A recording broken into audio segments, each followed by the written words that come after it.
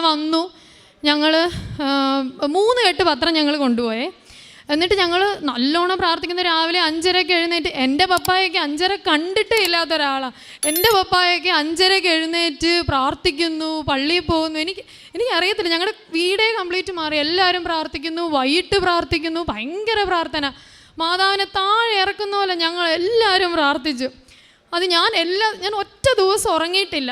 ഞാൻ എല്ലാ ദിവസവും രാത്രി മൊത്തം, കാനഡയിൽ വെളുപ്പിനെ, നമ്മുടെ ഇവിടെ രാത്രിയാണല്ലോ, അവിടെ രാവിലെ ഓർത്തിട്ട് ഞാൻ രാത്രി മൊത്തം ഇരുന്നേച്ച് ഞാൻ എൻ്റെ മെയിൽ വന്നോ എന്നിങ്ങനെ ചെക്ക് ചെയ്ത് ഞാൻ എന്നും മാതാവിനോട് പരാതി പറയും. മാതാവ് എന്നെ ഇനി ഇങ്ങനെ പറ്റിക്കരുത്, മാതാവിനെ പറ്റിക്കരുതെന്ന് പറഞ്ഞാൽ മാതാവിനോട് എന്നും പരാതി പറയും.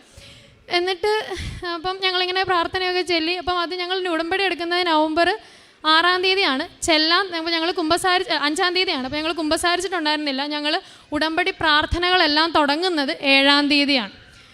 അപ്പം ഞങ്ങളിങ്ങനെ പ്രാർത്ഥിച്ചു. ഞങ്ങളെല്ലാം പള്ളിയിൽ പോയി. എല്ലാ ദിവസവും മെയിൽ ചെക്ക് ചെയ്യണം. അപ്പം ഒരു വെബ് ഫോം റേസ് ചെയ്യാമെന്ന് പറഞ്ഞു. വെബ് ഫോം റേസ് ചെയ്തുകൊണ്ട് കാര്യമൊന്നുമില്ല.